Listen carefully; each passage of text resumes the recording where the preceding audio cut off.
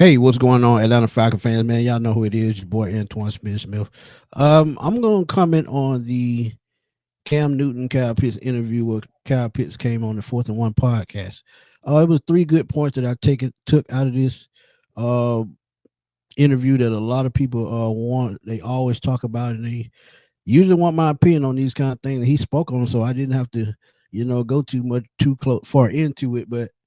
Um, these three things I think are going to be big for Kyle Pitts. But in this interview, he talked about life as an Atlanta Falcon, college life, Neo money, family, what it took for him to get there. Just fans' criticism, just anything you could think about. He talked about it. And honestly, a lot of these points that he made were pretty good. I love the interview, and I always watch the Fourth and One podcast. Cam always has some great guests on there. He also have a great guest on Funky Friday too. But let's get into it, man. The first thing that he talks about is his contract. Right. Sure. What do you have to do to get your big boy contract? You know how I go. Consistency. You got to put up numbers. Yep. It's not really talk about that how all you the are time. It is a little bit how you are in the building, but they want to see what you do. They want to see you catch passes. Absolute get the first facts. down, move the stick. So that's what it is about me. Being in the tight end position is really just getting the first down, move the chains, doing my thing, scoring. They got to hear my name. And that's what I'm talking about, man. Consistency is the key to anything. No matter what position you play on the field, no matter what you're doing, or if you're coaching a player, a GM, everything ends with consistency. If you're able to be consistent in what you do and grow, you can be anything you want to be. And this is what makes champions. Because at the end of the day, everybody wants to be a champion, and this is the kind of mindset to have. And consistency is the key. Can he be consistent? Absolutely think so. Like I said before, that Tampa Bay game in Tampa, where he had, I think it was 92 yards and 2 touchdowns. To me, that was his best game as a pro. And if he's all in line, and I tell y'all, he's a run out to the catch type of guy. If you hit him in stride, he's going to destroy defense. And the Falcons just have to know how to use his skill set. I think Michael Penix, I think he's the reason why Pitts is going to stay around, man. When your quarterback has confidence in you, it really don't matter what anybody else think. Me, you, GM, coach, or anybody. If the quarterback is going to market you and give you seal of approval, that's all you need. But let's get into this next topic right quick. Okay, the next topic that I wanted to get into was the quarterback shuffle that he's dealt with his time as Atlanta Falcon. You talk about Mariota, you talk about Tyler Heineke, Mike Penix is his new quarterback, Matt Ryan. So I mean, at some point, man, this is another reason why you gotta be consistent. No matter who's the quarterback, you gotta produce. But let's listen to what he got to say right quick. What is it, 4 to 5 different quarterbacks? Ritter, you had Kirko, Ritter. You had Matty Ice. Now you got Penix. So Marcus Mariota. Marcus Mariota, damn, that is, yeah. So even with that, like, how do you find? Before we go on, let me tell y'all this. It's hard for any player to adjust to 4 or 5 quarterbacks, 1 or 2 schemes. Even though he said he's only had 2 offensive coordinators, the way they coach and the way they scheme is totally different 9 times out of 10. Now you had Zach Robinson last year, who I think could probably bring the best out of this offense and the best out of Kyle Pitts. Because like I said, when Michael Penix give you a seal of approval, 9 times out of 10, he's gonna look your way a little bit more. And I felt like Kirk Cousins and Kyle Pitts were never on the same page, and it showed at some points during the season. Let's keep this thing rolling, man. On a common ground, you know what I'm saying, for that. It's obviously tough.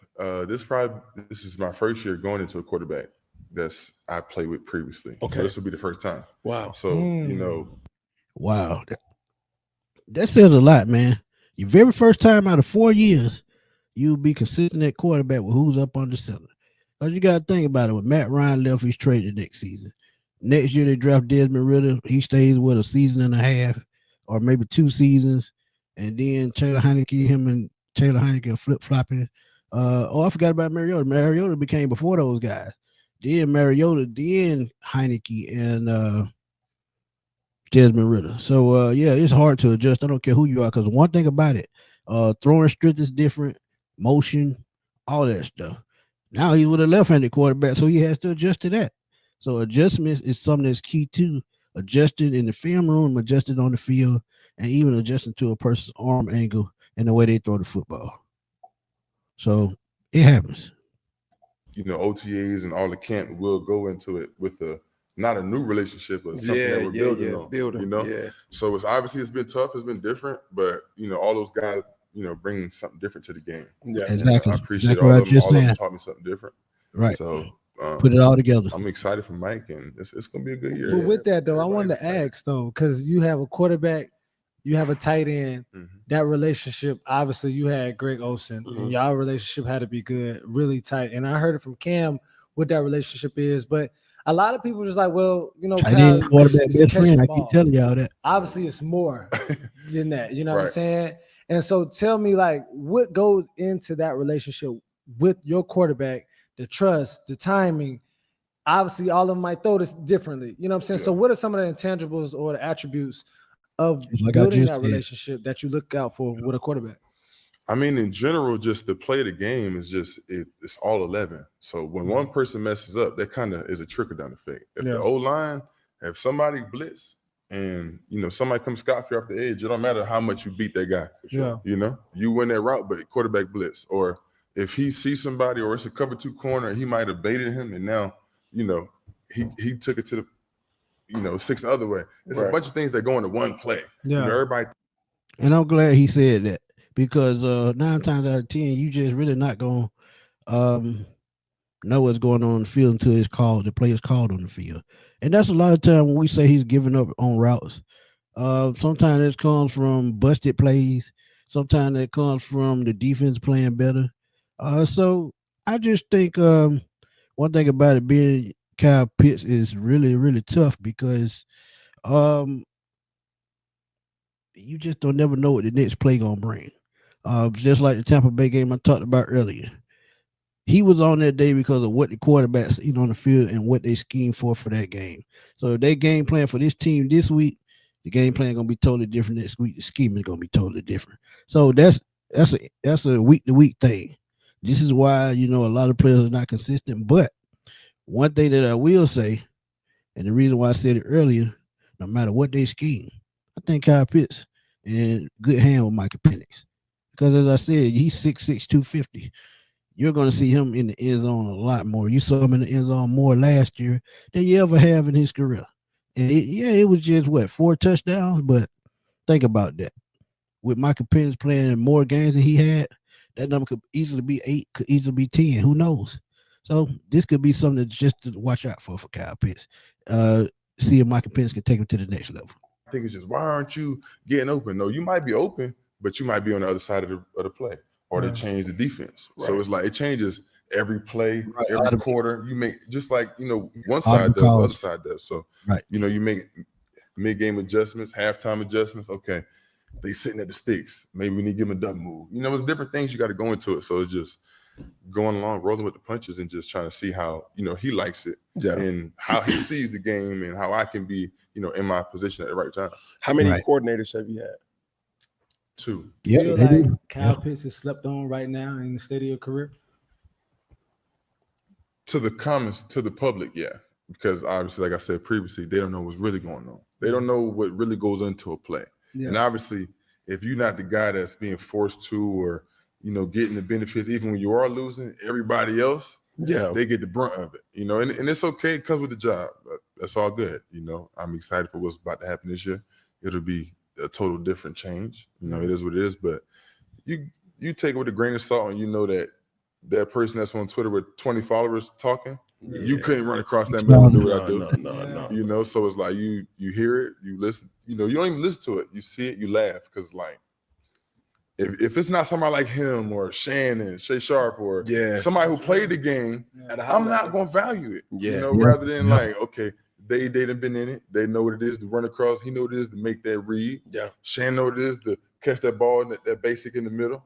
Mm-hmm. You value it from different people. But for people who does after the game, like I said previously, you looking for the, you suck and all of that. You couldn't come out here and do it if you tried. I would. And think about what he's saying. Big Low Country, y'all know Big Low, man. He was a former football coach. So I'm gonna say it like this: Big Low was a coach. My boy Ryan Walker played football. So they're gonna always look at the game different because they've studied the game, as far as the film room, as far as what's on the field and what they see. So as far as scheming and all of that, coaches, players, former players, they're just gonna see the game different. Just regular sports fans like me and you, we may see the game different, but they see the game from a totally different perspective. And this is why I don't take what a lot of people say with a grain of salt, because some people really don't know football. Some people are fans, or they're he say, she say, or they are, I'm a casual fan right now, but until they win, or things of that nature.